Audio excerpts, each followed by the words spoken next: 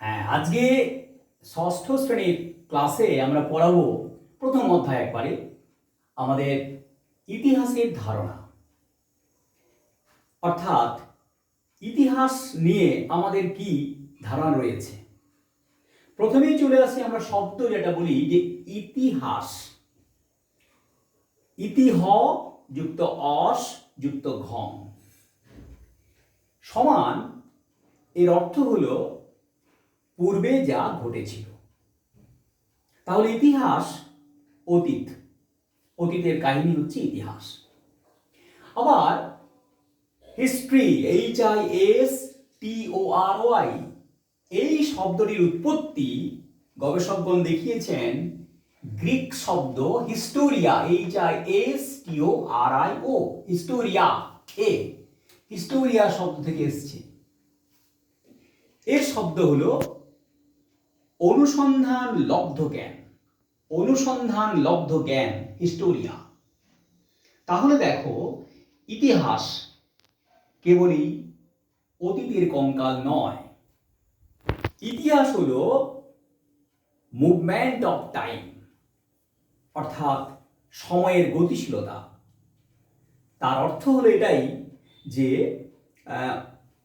অতীতকে সঙ্গে নিয়ে বর্তমান সময়সীমার মধ্য দিয়ে ভবিষ্যতের দিকে এগিয়ে চলা, এর নাম হলো ইতিহাস।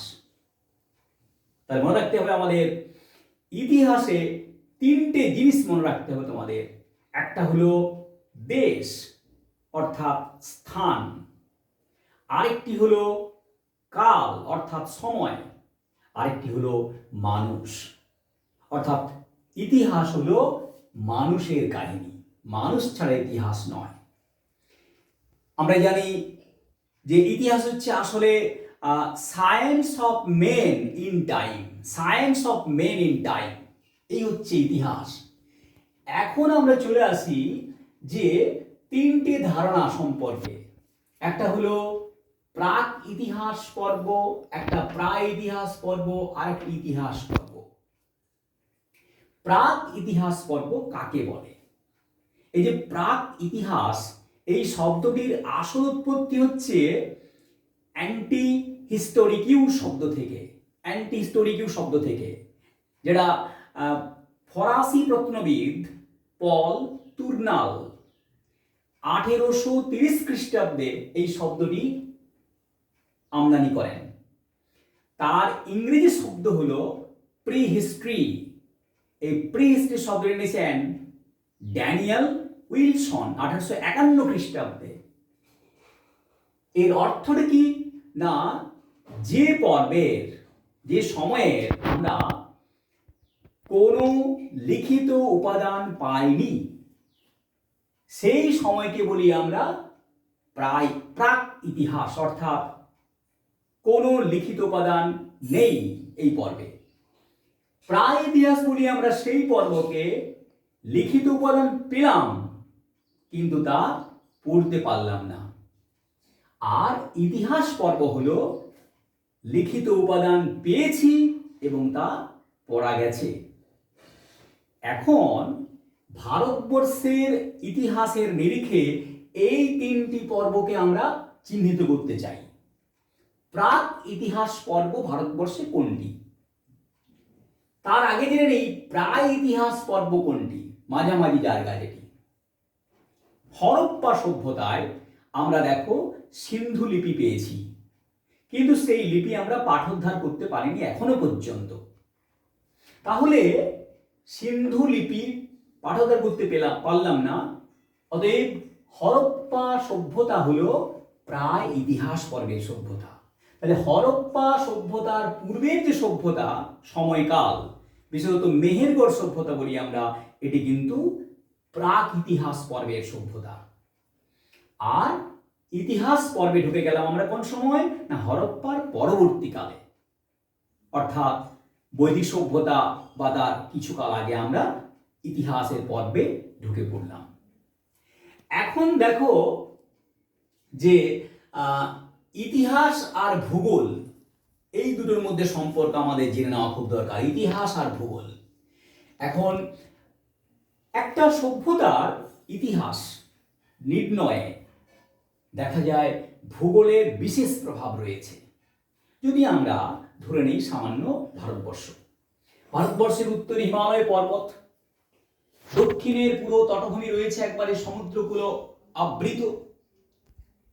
তো হিমালয়ের বিশাল প্রভাব রয়েছে তার ভারতবর্ষকে রক্ষা করার ক্ষেত্রে, ভারতবর্ষকে সুজলা সুফলা শস্য শ্যামলা করার ক্ষেত্রে, নদ নদীর উৎস ক্ষেত্রে ভীষণ প্রভাব রয়েছে। তেমনি উপকূলবর্তী যে অঞ্চলে মানুষ বসবাস করে তাদের যে জীবনযাত্রা, তাদের সঙ্গে কিন্তু ভারতবর্ষের মধ্যবর্তী অঞ্চলে বসবাস করে বা উত্তরাঞ্চলে বসবাস করে তাদের মধ্যে জীবন জীবিকার বিশাল পার্থক্য রয়েছে, সংস্কৃতিগত পার্থক্য রয়েছে। স্বভাবতই দেখো একটা সভ্যতা, একটা সংস্কৃতির নির্ণয়ে ভূগোলের বিশেষ গুরুত্বপূর্ণ ভূমিকা রয়েছে। অর্থাৎ ভূগোল আর ইতিহাসকে আমরা কিন্তু কখনোই বিচ্ছিন্ন করতে পারছি না। দেখো এই যে আমফান ইয়াস হয়ে গেল, এই যে ঝড়ের ফলে আমাদের জানি পশ্চিমবঙ্গের যে সমস্ত অঞ্চলগুলি ক্ষতিগ্রস্ত হলো, সেই সমস্ত অঞ্চলের মানুষগুলির জীবন জীবিকা আর দার্জিলিং, জলপাইগুড়ি কিংবা এদিকে বাঁকুড়া, বীরভূম, পুরুলিয়া, এই সমস্ত অঞ্চলের মানুষের কিন্তু জীবন জীবিকা অভ্যাস এর মধ্যে কিন্তু খানিকটা পার্থক্য রয়ে গেছে। অর্থাৎ ইতিহাসের ঘটে গেছে বৈচিত্র্য। অতএব ইতিহাস আর ভূগোল ওতপ্রোতভাবে জড়িত, এটা তোমাদেরকে জেনে নিতে হবে। এরপর আমরা যে জায়গা দেখাবো সেটা খুবই গুরুত্বপূর্ণ ইতিহাসের ক্ষেত্রে। বলে দিয়েছি আমরা ইতিহাস কিন্তু গতিময়, অতএব সময়টি খুব গুরুত্বপূর্ণ। সময়টি দেখো আমরা ইতিহাসে দুটি জিনিস পাই, তোমরা পেয়েছো দেখবে, খ্রিস্টাব্দ আর খ্রিস্টপূর্বাব্দ। তো খ্রিস্টাব্দ আর খ্রিস্টপূর্বাব্দ কিভাবে না, আমরা জানি খ্রিস্টাব্দ ধরা হয় মূলত যীশু খ্রিস্টের যে জন্ম 1-2 হিসেবে যাই হোক না কেন, সেই হিসেব থেকে ক্রমাগতভাবে আমরা সময়টাকে বানতে পেরেছি এবং এইভাবে 1, 2, 3, 4, 5 করতে করতে আমরা পৌঁছে গেছি আজকে কোথায়, 2021 খ্রিস্টাব্দ। পরবর্তীকালে আবার ক্রমাগতভাবে বেড়েই চলবে। এখন খ্রিস্টাব্দের যে পূর্বের ঘটনাগুলি, যে সময় খ্রিস্টাব্দ নির্ণীত হলো তার যে আগের ঘটনাগুলি, সেই ঘটনাগুলিকে সময়ের নিরিখে, সময়ের বাঁধনে বাঁধার জন্য আমরা তার আগের সময়গুলিকে খ্রিস্টপূর্বাব্দ চিহ্নিত করলাম। কিন্তু কিভাবে হলো দেখো, একটা মজা আছে খুব। দেখো মনে করো একজনের জন্ম হচ্ছে 50 খ্রিস্টাব্দে, সে 50 বছর যদি বাঁচে তাহলে তার মৃত্যু হচ্ছে কবে, 100 খ্রিস্টাব্দে। কিন্তু খ্রিস্টপূর্বাব্দ যদি হয় তাহলে কেমন হবে না, মানুষটি জন্মগ্রহণ করলো 50 খ্রিস্টপূর্বাব্দে, ভুল বললাম, এটাই বলি আমরা, জন্মগ্রহণ করলো 100 খ্রিস্টপূর্বাব্দে, জন্মগ্রহণ করছে 100 খ্রিস্টপূর্বাব্দে, আর তার মৃত্যু হচ্ছে 50 খ্রিস্টপূর্বাব্দে।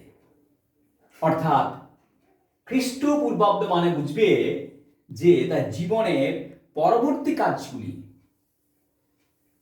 আস্তে আস্তে পরবর্তী যে কাজগুলির ক্রম অনুসারে সেগুলি কিন্তু কমতে শুরু করবে। 100 জন্মগ্রহণ করলে যদি 50 বছর তার বাঁচে তাহলে তার মৃত্যু হবে 50 খ্রিস্টপূর্বাব্দে। কিন্তু এখানে দেখো 50 জন্মগ্রহণ করলো আর মৃত্যু হলো 100 খ্রিস্টাব্দে, অর্থাৎ এখানে প্লাস আর এখানে কি হচ্ছে, আমাদের মাইনাস হচ্ছে ক্রমাগতভাবে। তাহলে এটি খেয়াল রাখবে। এইভাবে দেখো আমরা আস্তে আস্তে সেই যে আমাদের হরপ্পা সভ্যতা 3200 খ্রিস্টপূর্বাব্দে, তার উপরে দেখাবো আমরা 7000 খ্রিস্টপূর্বাব্দে মানে মেহেরগড় সভ্যতা, অর্থাৎ আরো প্রাচীন সেটা। অর্থাৎ খ্রিস্টপূর্বাব্দ মানে হচ্ছে যত তার সময় বেশি হবে তত সে প্রাচীন হবে, ততই প্রাচীন। অর্থাৎ 3200 থেকে আরো প্রাচীন কোনটা না, 7000 খ্রিস্টপূর্বাব্দের আরো প্রাচীন। এই হচ্ছে আমাদের দেখবে ইতিহাসে পাবো আমরা ওই বিভিন্ন অব্দগুলো চালু করেছি আমরা। খ্রিস্টাব্দ, তার আগে ছিল আমাদের হর্ষাব্দ, তার আগে ছিল শকাব্দ, ছিল নয় গুপ্তাব্দ, ছিল বিভিন্ন অব্দ ছিল। এখন সমস্তকে আমরা বঙ্গাব্দ এখনো চালু রয়েছে আমাদের। তো সব কিছু মিলেমিশে আমরা এখন সারা পৃথিবী জুড়ে খ্রিস্টাব্দটাকে গ্রহণ করেছি এবং এই হিসাবগুলোকে আমরা ইতিহাসের কালানুক্রমে নির্দিষ্টভাবে আমরা মানতে পেরেছি। এরপরে সবচেয়ে গুরুত্বপূর্ণ বিষয় যেটা, সেটা হচ্ছে ভারতবর্ষের যে ইতিহাস, প্রাচীন ইতিহাস। আমরা তো জানি যে ভারতবর্ষের কোনো লিখিত প্রাচীন ইতিহাস নেই। ঠিক যেমন গ্রিস দেশে হেরোডোটাস, থুকিডিডিস তারা লিখে গেলেন ইতিহাস, প্রাচীন ইতিহাস। কিন্তু দুর্ভাগ্য, ভারতবর্ষের কোনো ইতিহাস গ্রন্থ নেই। ভারতবর্ষ বা ভারতবাসী প্রথম ইতিহাস গ্রন্থ পাচ্ছে কোনটা জানো? কলহন লিখেছেন রাজতরঙ্গিনী কাশ্মীরের ইতিহাস। সেটি প্রথম লেখা হচ্ছে 1149 খ্রিস্টাব্দ। অতএব 1149 খ্রিস্টাব্দের আগে ভারতবর্ষের কোনো ইতিহাস লিখিত নেই, লিখিত ইতিহাস নেই। তাহলে কি কি আছে তাহলে?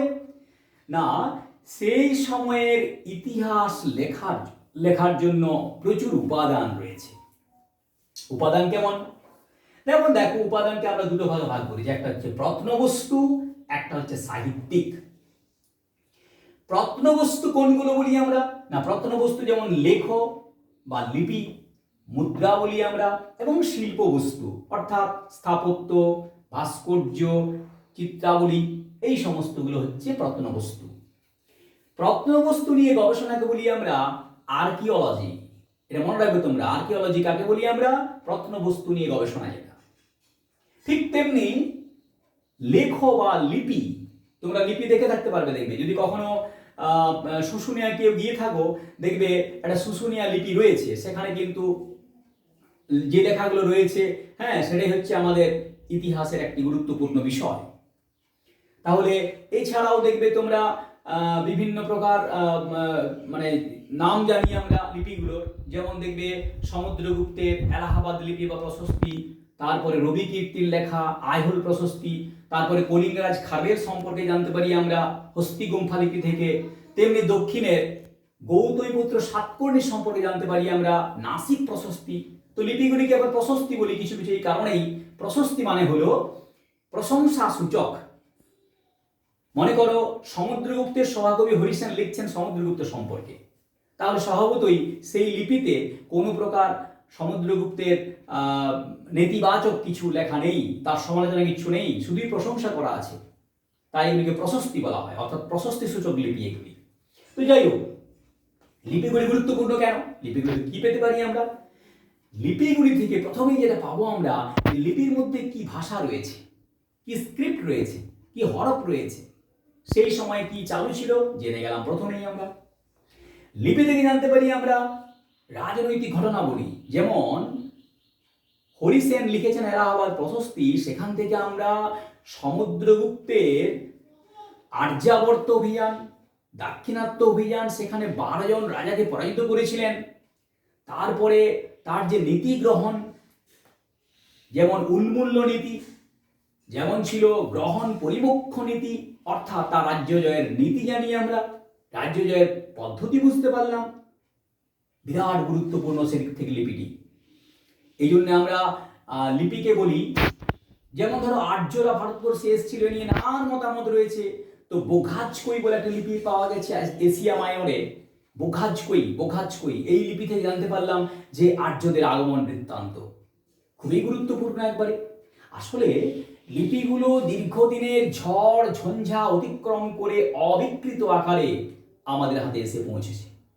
তাই লিপিগুলি সবচেয়ে হলো মোস্ট ইম্পর্ট্যান্ট এবং ট্রাস্টওয়ার্দি সোর্স, মানে সবচেয়ে গুরুত্বপূর্ণ এবং সবচেয়ে বিশ্বাসযোগ্য উপাদান হচ্ছে লিপি প্রাচীন ভারতের ইতিহাস রচনার ক্ষেত্রে। লিপি উৎকীর্ণ করার যে বিদ্যা, তাকে বলি আমরা এপিগ্রাফি। আর লিপি নিয়ে গবেষণাকে বলি আমরা প্যালিওগ্রাফি। তোমাদের শিখতে হবে এগুলো। এপিগ্রাফি কাকে বলে, প্যালিওগ্রাফি কাকে বলে, শিখে গেলাম আমরা। নেক্সট হলো মুদ্রা। মুদ্রা দিয়ে আমরা কিভাবে পারবো? না, মুদ্রা ধরো কোথায় পেলাম, সেই প্রাপ্তি স্থান থেকে ব্যবসা বাণিজ্যের সম্পর্কে জানতে পারি। মুদ্রায় ধাতুর ব্যবহার করা হয়েছে, অর্থাৎ সেই যুগে কোন ধাতুর প্রাধান্য বুঝতে পারলাম। মুদ্রায় সন তারিখযুক্ত মুদ্রাগুলিতে আমরা বংশানুক্রমিকভাবে রাজতান্ত্রিক শাসনের উল্লেখ পেতে পারি আমরা, কে কখন শাসন করে গেছে। ফলে এতখানি গুরুত্বপূর্ণ। তোমাদের জন্য বলি, আমাদের ভারতবর্ষে একসময় শাসন করে গেছে যারা, তারা হলো শক আর কুষাণ। তো এই কুষাণদের ইতিহাস, শকদের ইতিহাস জানার ক্ষেত্রে সবচেয়ে মূল্যবান উপাদান হচ্ছে মুদ্রা। মুদ্রা ছাড়া এদের ইতিহাস আমরা হয়তো জানতেই পারতাম না। অতএব মুদ্রা এতখানি গুরুত্বপূর্ণ। মুদ্রার যে চর্চা, মুদ্রার যে বিদ্যা গবেষণা, তাকে বলি আমরা নিউমিসমেটিক্স। তাহলে এই কথাগুলো শিখলাম আমরা। শিল্প বস্তু বলতে স্থাপত্য ভাস্কর্য। দেখো, হরপ্পা সভ্যতা 3200 খ্রিস্টপূর্বাব্দে বিকাশ শুরু হয়েছিল এবং 1750 খ্রিস্টপূর্বাব্দে মোটামুটি তা বিলীন হয়ে গেল। তো হরপ্পা সভ্যতার অস্তিত্ব ভারতবর্ষে জানলাম কি করে আমরা? জানার একমাত্র উপায় হচ্ছে শিল্প বস্তু। হরপ্পার যে স্থাপত্য ভাস্কর্য, হ্যাঁ, ভেঙে টেঙে পেলাম আমরা ভাঙা সবকিছু, তা দিয়ে বুঝলাম এই সভ্যতাটি ছিল নাগরিক সভ্যতা। এই সভ্যতায় ছিল এক উৎকৃষ্ট জল নিকাশি ব্যবস্থা। এই সভ্যতার মানুষগুলো জানতো কিভাবে শস্য সংরক্ষণ করতে হয়। অতএব চিন্তা করো কিভাবে আমরা কতখানি গুরুত্বপূর্ণ বিষয় স্থাপত্য ভাস্কর্য থেকে বুঝতে পারলাম। যদি এই উপাদান না থাকতো আমাদের, তাহলে কিন্তু হরপ্পা সভ্যতা নিয়ে আমরা কিছুই বুঝতে পারতাম না। ইদানিং 1974 আবিষ্কার হয়ে গেছে আমাদের জাঁ-ফ্রাঁসোয়া জারিজ। তিনি আবিষ্কার করে ফেললেন তিনি আমাদের মেহেরগড় সভ্যতা। এখন সারা পৃথিবীর মধ্যে জেনে নিয়ে আমরা একটা জিনিস জানা দরকার আছে। সারা পৃথিবীতে প্রথম লিপি হচ্ছে কিউনিফর্ম, সেটা হচ্ছে সুমেরীয়দের লিপি। কিউনিফর্ম হচ্ছে সুমেরীয়দের লিপি। হেনরি ক্রেসউইগ রলিসন তিনি এই লিপির পাঠ করেছেন। এই লিপি হচ্ছে 3400 খ্রিস্টপূর্বাব্দের লিপি। প্রথম লিপি পেলাম আমরা পৃথিবীর মধ্যে একবারে। তেমনি আমরা আরো লিপি জানি, হায়ারোগ্লিফিক লিপি, মিশরীয়দের লিপি। এটা সাঁ-পলিয়ে তিনি প্রথম পাঠোদ্ধার করলেন। যেমন সুমেরীয় লিপি পাঠ করলেন কে? ক্রেসউইগ। তেমনি আবার মিশরীয় লিপি, তার নাম হচ্ছে হায়ারোগ্লিফিক, পাঠ করলেন কে? সাঁ-পলিয়ে। আর আমাদের ভারতবর্ষের লিপি প্রথম হচ্ছে মৌর্যযুগীয় লিপি আমরা পাই, ব্রাহ্মী লিপি। সেই লিপি পাঠ করলেন আমাদের জেমস প্রিন্সেপ। তাহলে দেখো, আমরা পেয়ে গেলাম সারা পৃথিবী জুড়ে প্রথম লিপি কোনটি? ভারতবর্ষের প্রথম লিপি আমরা পেয়ে গেছি ব্রাহ্মী লিপি। হ্যাঁ, সেই ব্রাহ্মী হরপে লেখা রয়েছে, সহগৌরা তাম্রপট্টে লেখা আছে, সেটাই আমরা প্রথম আবিষ্কার করলাম। এখন চলে এসো সাহিত্যিক উপাদান। সাহিত্য উপাদানকে আমরা দুটো ভাগ করেছি, একটি হলো দেশি সাহিত্য, একটি বিদেশি সাহিত্য। দেশি সাহিত্যকে আমরা ভাগ করলাম ধর্মীয় এবং ধর্ম নিরপেক্ষ সাহিত্য। তাহলে প্রথমেই আমরা চলে আসি দেশি সাহিত্য। দেশি সাহিত্যের মধ্যে ধর্মগত সাহিত্য কোনগুলো? দেখো, বেদ, বৈদিক যুগে যে বেদ, আরণ্যক, উপনিষদ, তেমনি মহাকাব্যগুলো, তেমনি স্মৃতিগ্রন্থগুলো, পুরাণগুলো আমাদের জানি, অষ্টাদশ পুরাণ আছে, 18টি পুরাণ আছে আমাদের, এই সমস্তগুলো। এমনকি আমরা জানি জৈন ধর্মগ্রন্থগুলি, বৌদ্ধ ধর্মগ্রন্থগুলি, এগুলো সবই আমাদের ধর্মীয় সাহিত্য। তাহলে এই ধর্মীয় সাহিত্যগুলি থেকে আমরা সমকালীন ধর্মের প্রাধান্য বুঝতে পারি, ধর্মের মূল সার বুঝতে পারি। যেমন আমরা তো বৌদ্ধ এবং জৈন উভয় ধর্ম থেকে জানলাম যে অহিংসা হচ্ছে গুরুত্বপূর্ণ একটি দর্শন, ফিলসফি এই ধর্মগুলোর। সেই অহিংসা পরবর্তীকালে গান্ধীজি গ্রহণ করলেন। আর ধর্ম নিরপেক্ষ সাহিত্য কোনগুলি? না, ধর্মনিরপেক্ষ সাহিত্য দেখছি আমরা ভারতবর্ষে, যেমন ধরো বেশ কিছু জীবন চরিত, যেমন বাণভট্টের হর্ষচরিত, তারপরে বিক্রমাঙ্ক দেব চরিত, কিছু নাট্যগ্রন্থ রয়েছে, যেমন বিশাখ দত্তের মুদ্রা রাক্ষস, যেমন রয়েছে কালিদাসের অভিজ্ঞান শকুন্তলম, রঘুবংশম। তেমনি রয়েছে কিছু ব্যাকরণ গ্রন্থ, যেমন পাণিনির অষ্টাধ্যায়ী, পতঞ্জলির মহাভাষ্য। তেমনি রয়েছে আবার সবচেয়ে গুরুত্বপূর্ণ গ্রন্থ আমি জানি কৌটিল্যের অর্থশাস্ত্র। অর্থশাস্ত্র মানে হলো অর্থপূর্ণ শাস্ত্র, অর্থাৎ শাসন কেমন, বিদেশ নীতি কেমন, তারপরে বিচার বিভাগের ব্যবস্থা কেমন হওয়া উচিত, নাগরিকের অধিকার কি হওয়া উচিত, অর্থাৎ শাসন সংক্রান্ত বিষয়ের গুরুত্বপূর্ণ দলিল হচ্ছে অবশ্যই কৌটিল্যের অর্থশাস্ত্র। এগুলো হলো আমাদের ধর্মনিরপেক্ষ সাহিত্য। বিদেশি সাহিত্যের মধ্যে আমরা প্রথমেই পেলাম ম্যাগাস্তিনিস এসেছিলেন ভারতবর্ষে, তার লেখা হচ্ছে ইন্ডিকা। গ্রন্থটি পাওয়া যায়নি, কিন্তু তার অস্তিত্ব বিভিন্ন আমরা গ্রন্থে পেয়ে যাই। ইন্ডিকাতে বিশেষ উল্লেখ রয়েছে ভারতবর্ষে নাকি সেই সময়ে সপ্ত জাতির অস্তিত্ব ছিল। তাই আমরা ইন্ডিকা থেকে পেয়ে গেলাম সপ্ত জাতি তত্ত্ব। দেখো, তেমনি একইভাবে পরবর্তীকালে সুয়ানজাং ফা হিয়েন এলেন দ্বিতীয় চন্দ্রগুপ্তের সময়ে। তিনি লিখলেন সিইউ কি, সরি ফোকুও কি, ফা হিয়েন লিখলেন ফোকুও কি। আর সুয়ানজাং, যাকে আমরা হিয়েনসাং বলে জানি, তিনি লিখলেন সিইউ কি তিনি লিখলেন। ফলে এই গ্রন্থগুলো থেকে হর্ষবর্ধনের সময়, দ্বিতীয় চন্দ্রগুপ্তের সময়ে ভারতবর্ষের অবস্থা কেমন ছিল, হ্যাঁ, সামাজিক নিরাপত্তা কি ছিল, আমরা তার থেকে সূত্র সন্ধান পেয়ে যাই। বিখ্যাত গ্রন্থ পেলাম আমরা আলবিরুনির তহককি হিন্দ, তো সেখানেও প্রচুর তথ্য পেলাম। পেরিপ্লাসড এরিথ্রিয়ানসি নামে একজন গ্রিক নাবিক বই লিখে দিয়ে গেলেন। সেখান থেকে আমরা ভারতবর্ষের সঙ্গে যে বাণিজ্য, বিস্তৃত বাণিজ্য, রোমান বাণিজ্য, তার অনেক সন্ধান পাই। ফলে দেখো যে প্রাচীন ভারতের ইতিহাস আমাদের নেই, কিন্তু ইতিহাসের উপাদান রয়েছে। সেই উপাদানগুলিকে ভিত্তি করে প্রাচীন ভারতের ইতিহাস সম্পর্কে আমরা অবহিত হতে পারি খুব সহজেই।